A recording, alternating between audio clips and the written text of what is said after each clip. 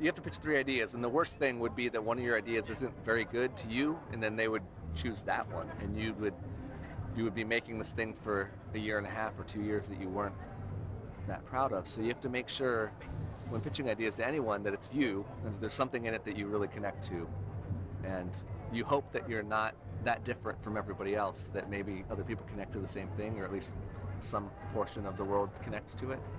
I think if you get that, and it feels like it's something that, you know, feels like of the time and it's right to make now, that's something that they would go for.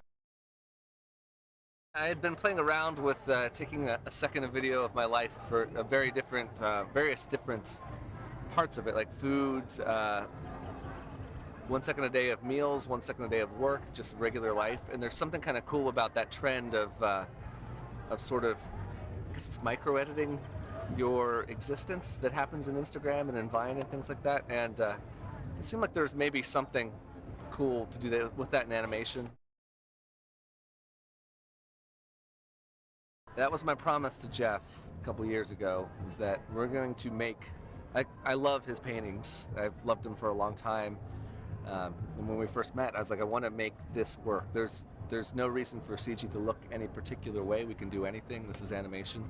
So we need to design our tools and our workflow to be design-centric and stick to the real art of it. And if it's simple shapes, if it's simple flat shaded colors, and that's what you're doing in the viz dev, then we need to make that happen on screen.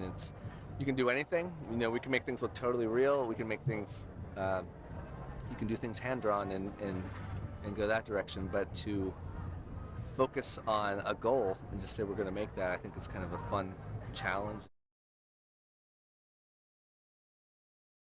I love the idea of making things look like the viz dev and graphic and beautiful all the time. It's at our studio, it's completely a director-driven studio. It's sort of, if you have a story that calls for a certain look, and you can sell that, and there's a reason for having that look be there, it's totally possible and open to do. There's no real limit anymore, I don't think. It's just a choice. For Paperman, we wanted to make certain tools that would allow us to do things that sort of held together on ones at 24 frames a second, and we weren't getting jitters, and everything was kind of managed and controlled. And now that we had that tool made, our goal was sort of, what do we really want to do? What should it really look like when we don't think about tools or technique at all? And just say, we're going to design this frame and it's going to look like this. What do we need to make to do that? It wasn't really about one technique or another. So for me, it's just, can we make these simple design shapes that are flat, still feel photographic and real and beautiful, and respect what Jeff had made in his images. So I hope people notice the craft that goes into everything, because there's nothing simulated, there's nothing automatic. It's all an artist kind of shaping each thing. It's a family to him.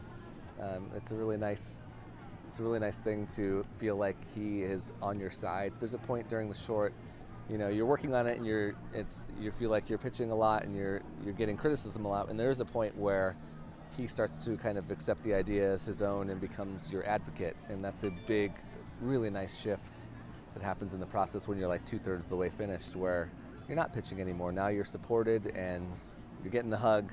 And daily? No, we see him once a month, about, you know, not daily, but you know, it's nice to have a meeting, get a hug, feel like family, and feel like you're collaborating, you know, and not necessarily, you know, it's not like, it doesn't feel businessy, it doesn't feel pitchy anymore, it just feels like you're making something fun.